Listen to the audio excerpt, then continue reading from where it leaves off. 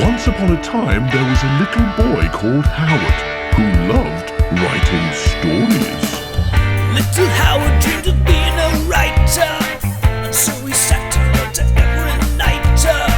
But everything he wrote was fucking shite, yeah. Wubba-dubba-doo, wubba-dubba-doo. Worst writer in the world, worst writer in the world, worst writer in the world, worst writer in the world.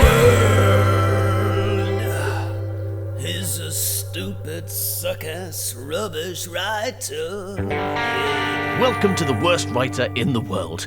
And finally, after a long break, we're getting back to George Spooner and the woman who loved a horse. So this is episode 8, and the story so far is that George Spooner, the parvenu with nowt to do, has a lot of money and a lot of time on his hands. So he decided to fill that time by following people randomly in the street, by stalking, basically. So he chooses someone who's wearing white and he follows them until he sees someone who's wearing more white, at which point he follows or stalks them instead. At the beginning of this story, he followed a woman called Miss Mary Darling Evesham onto the ferry to France and all the way to France, where he realised that maybe he shouldn't have worn his bright orange suit when he was stalking people. So he went to a clothes shop, got a new suit, and gave his bright orange suit to a homeless person who later got shot. George has theorised that maybe the bullet was meant for him, and maybe the reason that someone wants to kill him is because he has been seen talking to Miss Mary Darling Evesham. So now he's looking for her so that he can warn her that she may be in trouble, and maybe it's something to do with that witch she knew called Madame Dupont.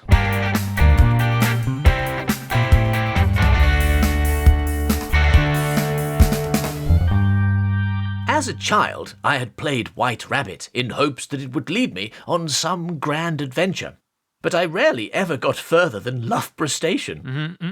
It seemed that my persistence had finally paid... Hang on, he's from Coville, right? Yeah. That's why it's Loughborough. I forgot that. It was just random. So, if you're in Coville, yeah. Loughborough's like the nearest mainline station. Mm.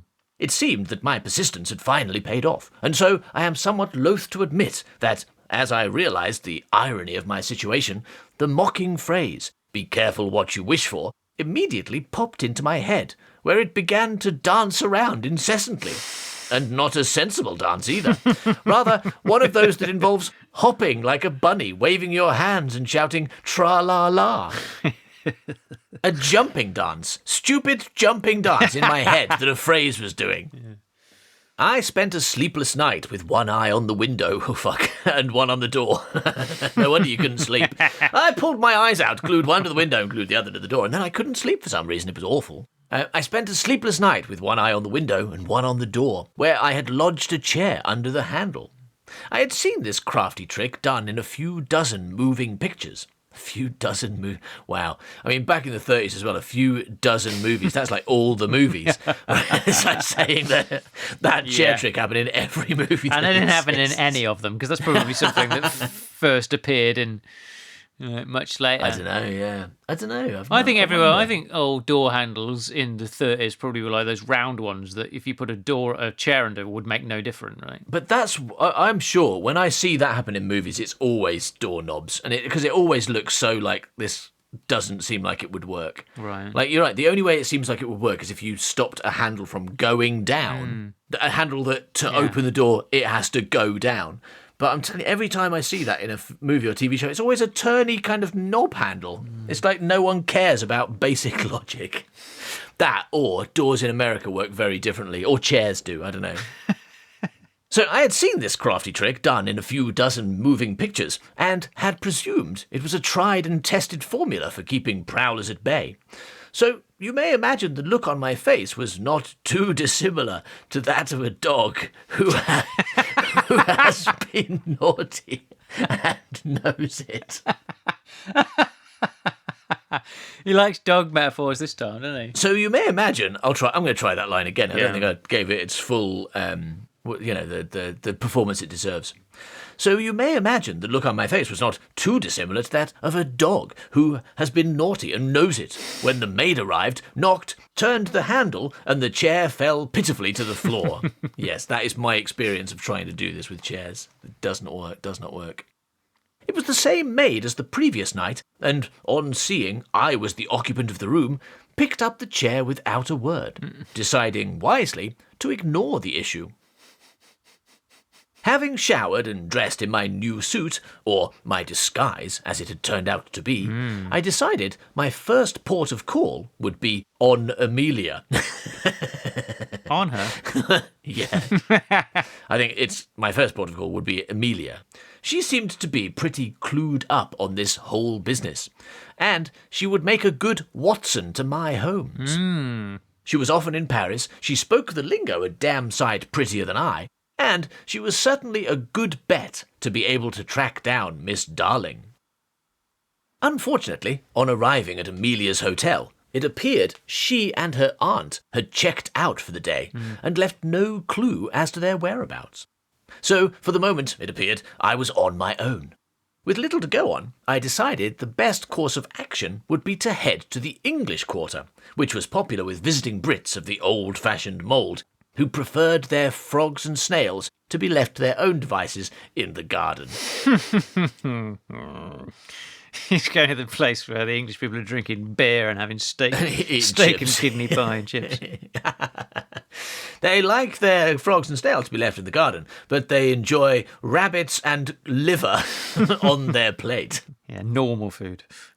I had only been in the area for 5 minutes when who should I spot but Gangly Joe Jessup. Brilliant. Good old Gangly Joe Jessup. Have we seen him before? Have we met him before? I don't think so.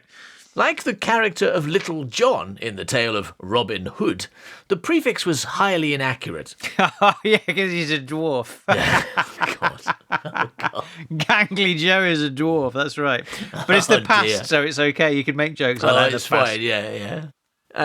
It was highly inaccurate, although apt in some regards. Oh.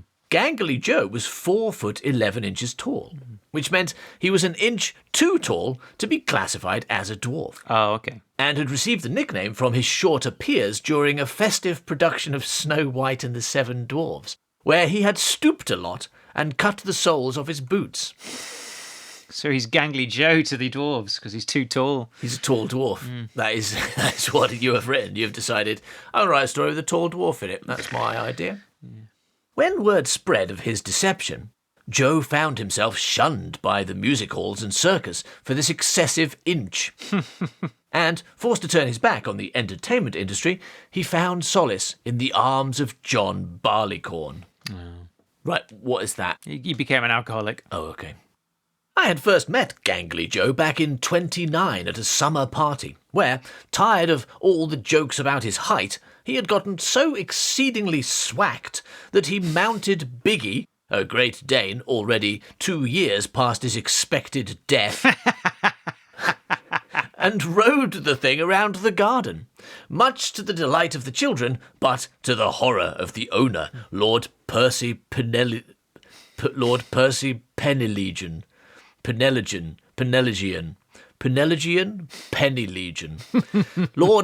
Penelegion. Sounds like it's got the word leg in it to me, and you haven't pronounced the word leg Penny leg iron. Lord Percy Penny leg iron. Watching Joe that day cackling with glee as he whipped a pensionable dog with a tea towel and sent... Good. That is quite an image. Watching a tall dwarf cackling with glee and whipping an old dog with a tea towel. Yeah. And sent young Tommy Penny Leg Iron flying arse over tip into the fountain. Brilliant. So as he's riding the dog, he knocks the kid over. Brilliant. I felt immediately that this was somebody I wished to know better. Yeah, fair enough. At this boring party, I went, that guy, he's the one I want to hang out with. Yeah. The one who's riding a dog and hurting children and drunk. He's my friend now. Yeah. And after Lord Penny Leg Iron had him escorted from the premises, I'm going with that pronunciation. You're the writer. You're the one who knows. Yeah. After Lord Penny Leg-Iron had had him escorted from the premises, I slipped out on my then fiancée, Jenny Lundberg. Wow. So I slipped out, like, as in he escaped her, not he used her as a kind of sled, is what I'm thinking here. Anyway, as I slipped out on my then fiancée, Jenny Lundberg, who was busy flirting with a fellow she perceived to be of sounder stock than myself, picked Joe up in the sedan and drove us to the closest watering hole, where we broke the billiard table playing a game we called indoor table golf. So they were standing on the billiard table. Rich people can do anything they like, see? Yeah. Again. Yeah, absolutely. We went to a pub and broke things. Unfortunately, yeah, they can do whatever they like, except at other rich people's houses. That's what this is demonstrated, isn't it? Because this gangly Joe went to another rich person's house and Rode a dog. broke a dog and hurt a child. And the other rich people were like, no, if you were in a pub, that would be fine. If you were in any place of business in the world, that would be fine. French hotel, yes. But not Lord Penny Leg-Iron's house. All right? Get out. Unfortunately, after knowing Joe for a few wonderfully balmy months, and you've spelt balmy with an L, so I guess that means that the weather was nice. Yeah, sure. For a few wonderfully balmy months, I had come to realise that this kind of event was not uncommon. He was always this soused or soused. What's Soused. Is it soused? Okay. Apparently I'm not good at words for drunk. He was always this soused and in danger of drinking himself into an early grave. And whilst he could have gotten away with a child-sized coffin and saved himself a packet on funeral costs, because all these people pay for their funeral before they die, I guess. Yeah, everyone pays for their funeral before they die. Because you can't do it when you're dead. Don't you make other people do that? That's what I'm planning to do. No. Someone else is paying for mine. You. No, I mean, like, if you haven't made preparations, then I guess someone does. But usually people do it themselves. Yeah? I'm not doing that. Just a little warning. He could have got away and saved himself a packet on funeral costs. I nevertheless saw it as my duty, as one of his few remaining friends, to do something about his predicament. So I packed Joe off to the Priory Hospital, a mental health clinic just out of Richmond, where they claimed dipsomania was a disease that could be cured. Presumably, the cure was to not drink alcohol, but I imagined curing one individual at a time might be a less heady task than trying to cure a country, as over in America the poor chaps were still experiencing prohibition, which had failed to cure anybody in the 9 years it had been in place.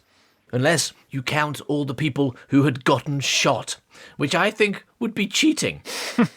Anyway, as you would expect, everybody was rightfully quite miffed with the whole malarkey by now, and so I only hoped Dr. Saunders would be better at his job than the United States Congress. Joe stayed in the hospital for several months, and on his release he sent me a very long and gushing letter thanking me for what I had done, promising that he would pay me back every penny and more. As part of his continuing recovery from the dreaded disease, he was required to steer clear of any characters he associated with the demon drink. And, given the period we spent tearing up Soho shortly before his incarceration, I was, understandably, the top of his list. I wrote him back and told him that I had no interest in the money, and that I was simply pleased he was feeling better. Nevertheless, 2 years or so later, quite out of the blue, I received a cheque from Joe with a newspaper clipping concerning the Royal Caledonian Cup-winning nag at the Edinburgh racecourse. Ooh. The horse, Tweedy Bird, was owned by Norris McCallum and had been ridden to victory by one Joseph Jessup. Because he's small. He's retrained. And so he became He got over his alcoholism, stopped riding dogs, retrained as a horse rider instead. He's like, hang on a minute, riding dogs is stupid. I'm going to ride a horse. And then he won a race. He was in entertainment, wasn't he? And like, as the Tories rightly pointed out, it's a stupid, pointless profession. And they told him to retrain as a horse. No, absolutely. They are correct, because no one watches TV or listens to music or goes to the theatre or reads books. No, they're all down the races watching horses. Maybe that's the thing. Maybe just conservatives don't, and that's why they don't seem to have any joy in their life except, like, hurting people. Because they don't read books. I mean, do you remember Theresa May? Like in some interview, she was asked, like, "What's your favourite music?" And she really struggled to answer, and just came up with like 3 really obvious. Like she was like, "I like Beethoven." It's like what you'd say if you'd never know if you didn't know what music were, but you'd heard some names. Yeah, if you were on a quiz show and they asked a question about classical music, and you know nothing about classical music, but you went like, "Well, I've heard of Beethoven, so I'll say that Beethoven wrote it." Beethoven? Beethoven is a chance, isn't there? Yeah. What music do you like? I like Picasso music. Am I getting that right? I think that's correct, right? Yeah, Picasso music. That's my favourite. Fucking brilliant. I like listening to it from all directions. Joe had beaten his addiction, found a place where his extra inch was not mocked, and turned his life around. It was something of a surprise, therefore, to see him now, stood on a table, clutching a bottle of plonk in his fists, and singing a song about frogs.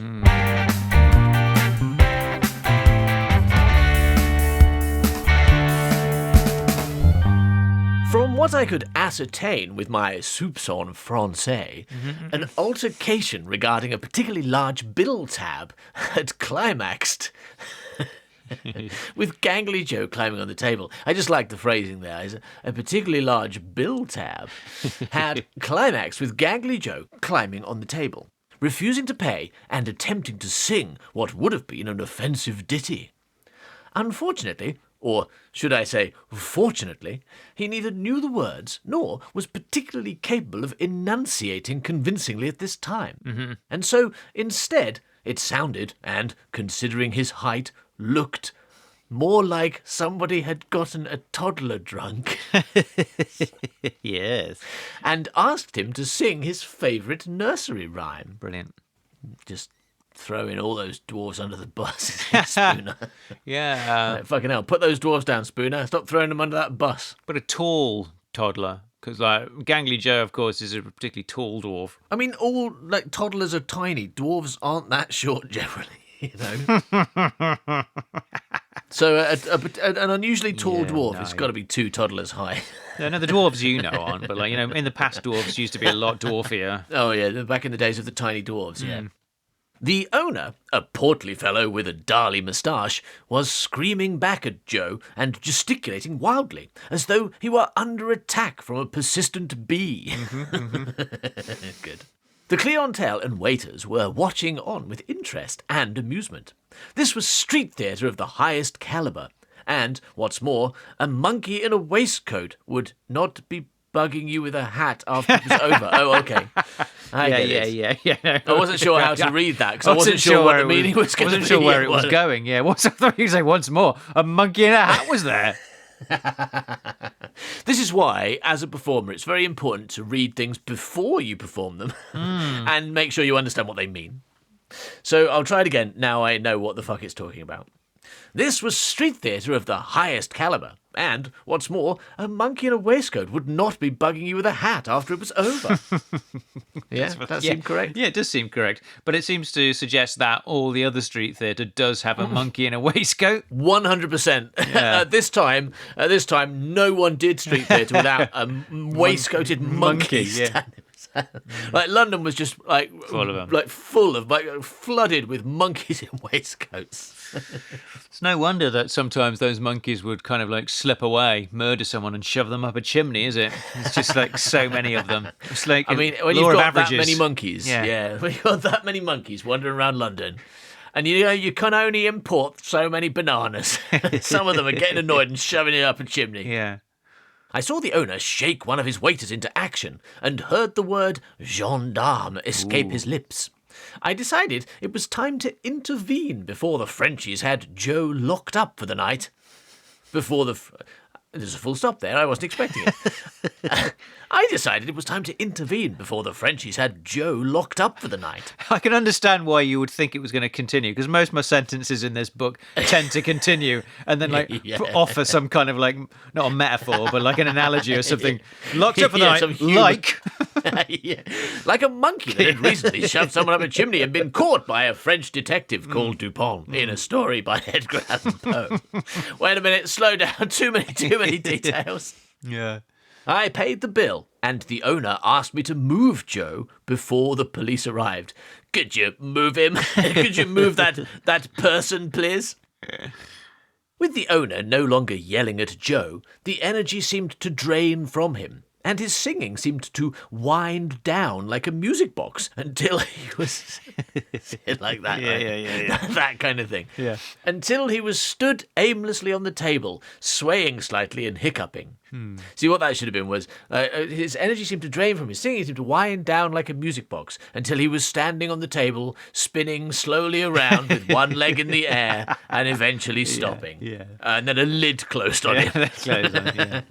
And Dick Van Dyke there next to him, dressed as a clown. Little chitty bang bang reference for the. That's right. I knew I could picture it, but I couldn't tell you what it was. Yes, of course. What ho, big man? I said. George, ho do, fella, yelled Gangly Joe ecstatically as he clocked me staring up at him. Christ on pony, you've shrunk. You're stood on a table, I rebuffed. Don't be ridiculous. Oh, so I am. Why am I stood on a table? You were protesting paying your bill. Yes, I was. Protestering, these buggers, bloody buggers. I look at the me and you inside. I look at the me and you. I guess menu? It says the me and you. I guess he's reading it. I guess he's reading it wrong for humorous. I look at the me and you inside. What's it say? It says bottle o vino, uno franco. I sit out here. Well, 3 francs, he says. You pay more for the view, Joe. It's common custom. Nonsense. Look, there's nothing to see out here. Look, just frowning bastards and horse shit. No, I don't know, I replied. There was a rather riveting scene a moment ago. Anyway, fret no more, the bill is settled. Come on, let's get you down and away before the rozzers stick their beaks in. Yes. We beat as hasty a retreat as was possible with Joe's zigzag walk and tendency to become distracted by colourful things, but I managed to get him into a quiet cafe I knew to make a good pot-au-char, where I force-fed him bread. This sentence is still going. Where I force-fed him bread and tea until he started to make a little more sense. My sentences are often like the ending of the Lord of the Rings trilogy, I find. It's just when you think they've ended, it's like, no, there's a bit more, actually. Brilliant. I've never seen Lord of the Rings, but I do remember feeling that way about Face Off, the movie where John Travolta and Nicolas Cage change faces for spurious reasons. This may come as a massive shocker to you, as you know that I love Nicolas Cage. I've never seen Face Off. I remember watching it when I was like fucking 20 years ago or whatever, and feeling like it kept doing the climax. Yes. And then doing it again. Kind of like, what was that film that did it recently? The Last Jedi. That was another one, right? Because that film built up, did a big climax, and then they're like, right, now we're going to a snow planet and we're going to do a whole other section. This may come as a big shocker to you, because as you know, I love Star Wars, but I've never seen The Last Jedi. You have. You didn't see the last one, but you saw The Last Jedi. Oh, really? About it. Why is it called The Last Jedi? Why isn't it called The Second Jedi then? The penultimate. It should be called the really confusing. Yeah, you didn't see Rise of Skywalker. Ah, right, okay. Yeah, that sounds like wisely. Well, the Rise of Skywalker sounds like it should be the first one. Yeah, like episode 1, The Phantom Rise of Skywalker. Especially since I know that he died in the second one. It's like, how is he going to rise if he's dead? Yeah, there's literally no Skywalkers in that film, right? Because Luke's dead, Anakin's dead, Leia's dead. And it's not a prequel, is it? It's set after. It is set after, yeah. Right. It's weird. The rise of Palpatine, that's what That's Right, right, it yeah. is. And you think, oh, but they don't want to give away the plot in the title. Yeah, but they gave it away in the first sentence of the fucking crawl, though, Did didn't they? they? Like, yeah, immediately. It's just like, Emperor Palpatine's alive. You're like, fucking hell. Maybe you could show that. Like, no, we're just going to tell you. Yeah. So why not call it Star Wars Episode 9?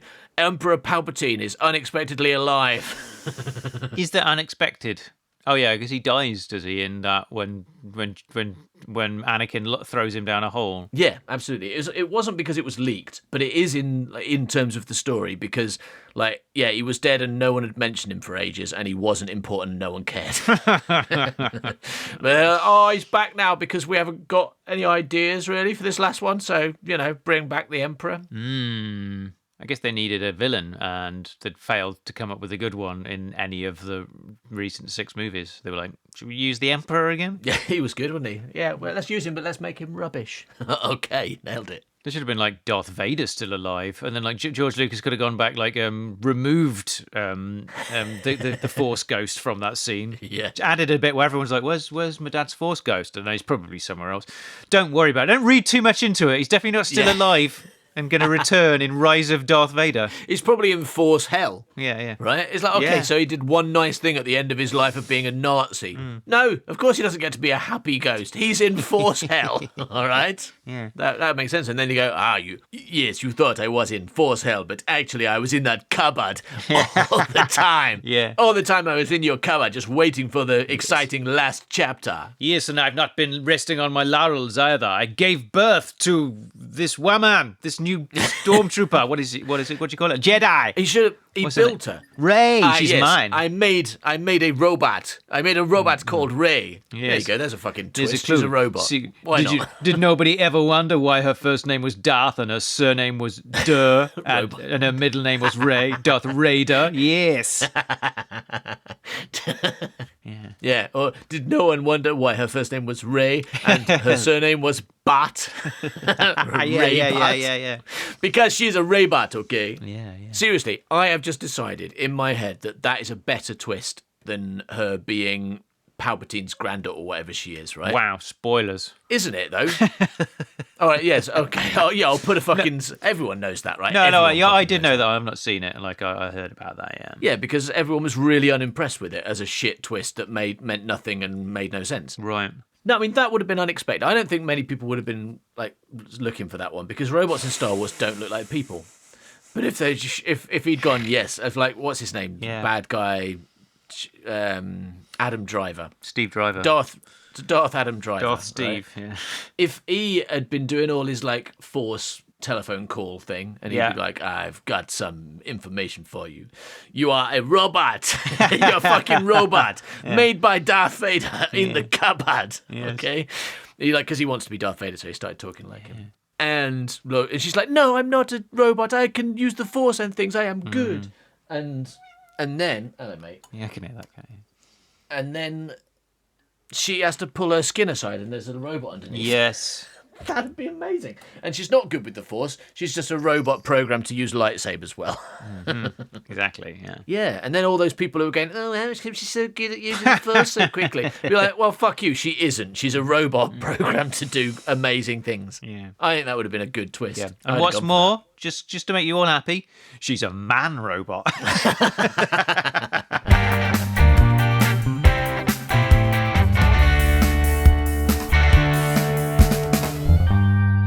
We beat as hasty a retreat as was possible with Joe's zigzag walk and tendency to become distracted by colourful things, but I managed to get him into a quiet cafe I knew to make a good pot-au-char, where I force-fed him bread and tea until he started to make a little more sense.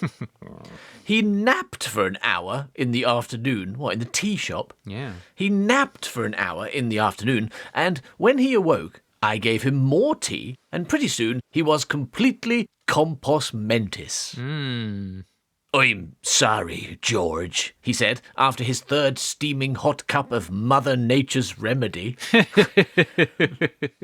Yes. Of all the people I hoped never to see me this way again, you, my friend, were right up there. Can't be helped now, I conciliated him. Thank you. I Yes. conciliated him. Yeah, using some words. Plus, no real harm done. Harm is done, George, to my reputation. Several hotel rooms, and I've got a blinder the size of a football behind my right eye. I've got a blinder. I tell you, you might know it as a nansig.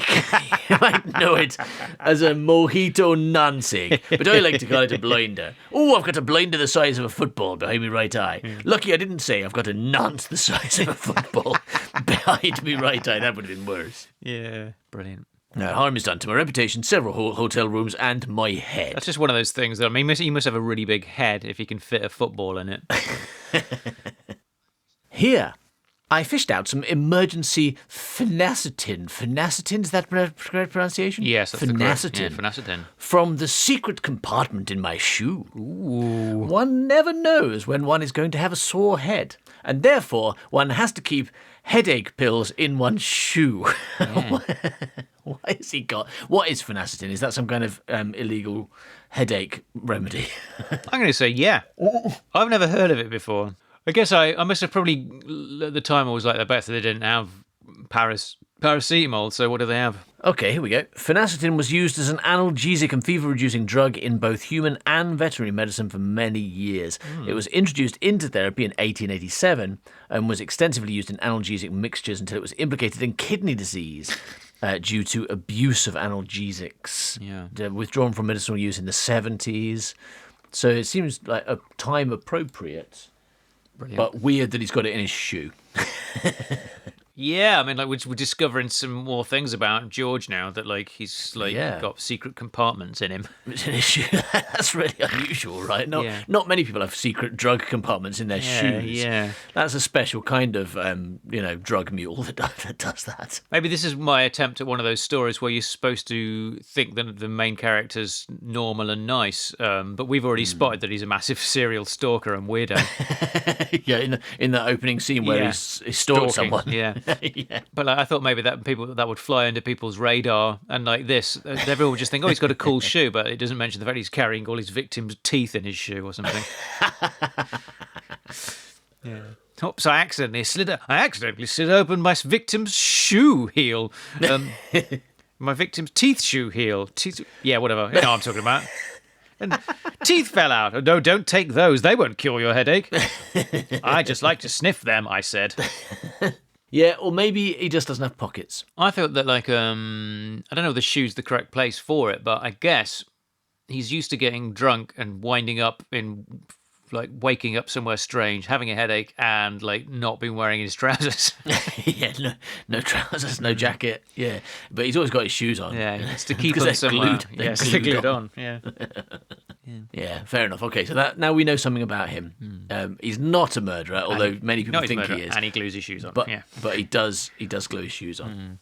All right, so then he says, one never knows when one is going to have a sore head, but one does know that one will always have one's shoes on because one has glued them to one's feet. I thought you were actually reading it then, and it was going to reveal why. The first bit was, one never knows when one is going to have a sore head, but the rest I was making that up. I was just messing around. Good. Mix this with your water. I'm not supposed to have analgesics. Oh, wow. No, but I scarcely see as it makes a difference right now. What? What? Yes, you know how you're already dead.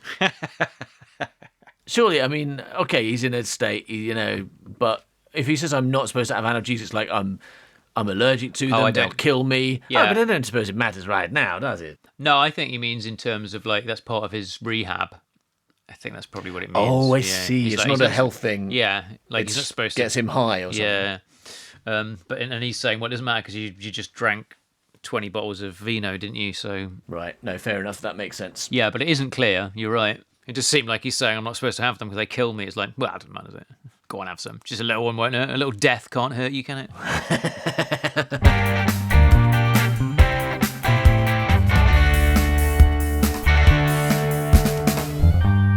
He concurred and drank the stuff down. How long's it been, I ventured, since you fell off the old proverbial? I don't know what you're talking about. Can you put it in some kind of normal English that I can understand? No, he says, how long has it been since you fell off the old proverbial horse wagon? One and the same, my friend. Ooh. Oh, because he's a jockey and a alcoholic, an ex-alcoholic, a recovering alcoholic. One and the same, my friend. Took a spill a few months back, knackered my spine. Oh no.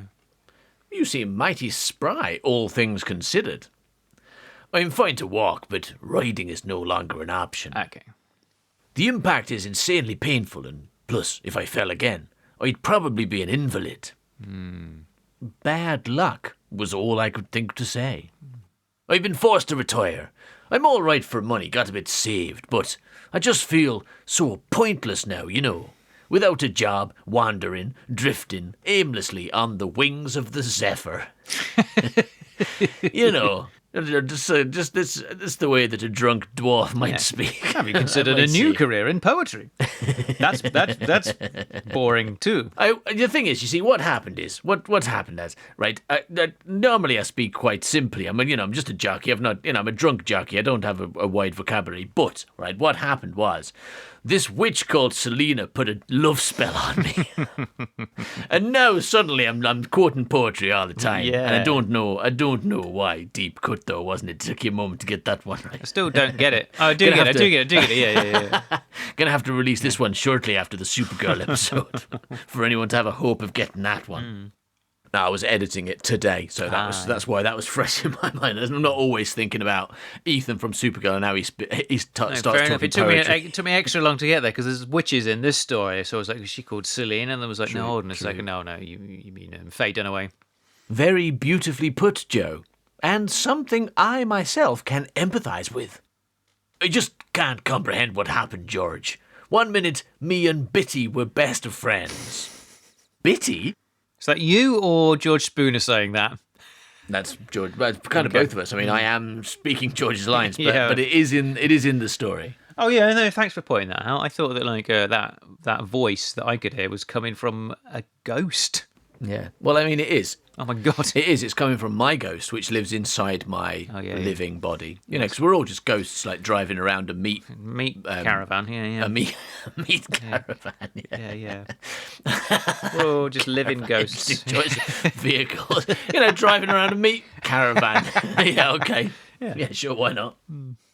So 1 minute, me and Bitty were best of friends. Bitty? The horse. Mm-hmm. The next thing, she's acting like we've never met. Wow. Kicking, snorting. Well, I think I've got the bugger calmed down and take her out for a canter. And we've been out only a minute when she flings me. Must have been a good 50 yards. Wow. I come slam down on a big rock. The pain, George, I tell you. Shit. Such a shame I landed on that rock. Yeah. Well, the trouble is, it was right next to a pile of mattresses. Like, right next to it. It'd been 3 centimetres to the left, and I would have landed on those mattresses. But no, I landed on the big rock. Yeah. Rotten luck, Joe. You have my deepest sympathies. But you must check back into the Priory immediately. You understand? And afterwards, I will gladly help you in whatever new endeavours the future may hold for you. Mm. He's a good guy. He's a good egg, George, isn't he? Yeah. He seemed like a terrible stalker at the beginning, and he is, but he's nice to men. Yeah, he loves men. You're a pal, George. A real marrow. That is what it says. You're a pal, George. A real marrow. Exactly, yes. I am a real marrow. I'm the first person to notice that. It's not been in the prose yet. The author has not yet revealed that I am a talking marrow, but that's why I can't be a stalker, of course, because marrows can't stalk people. Yeah, sure. So therefore, you can't put me in prison. You can put me in a fridge, though, or a casserole. A casserole, yes. Casserole? Can you have marrow casserole? I mean, I feel like when we went to visit Norman that time, and he had loads of marrow. That's right. And therefore we had to eat marrow loads. I'm sure at least one of the dishes was some kind of weird marrow casserole. Yeah. I mean, it might not have been called marrow casserole, but marrow surprise. Marrow surprise, marrow stew, marrow goulash. It's all the same things, and it's just a word for something sloppy. Bits of marrow in. Yeah. Well, that's the marrow. The marrow denotes that part. The casserole bit just means it's you can drink it. How do you define a casserole? Well, something you can drink. So hang on, this glass of milk I have here. that's casserole. Is it casserole? Yeah, Milk, it's a milk casserole, yes. I got this whiskey on the rocks. Yeah, Is that yeah, it? yeah. That's whiskey rocks casserole. Get a round of casseroles in, would you? Make mine a double. Double casserole for Howard, please. Oh, why has it got marrow in it?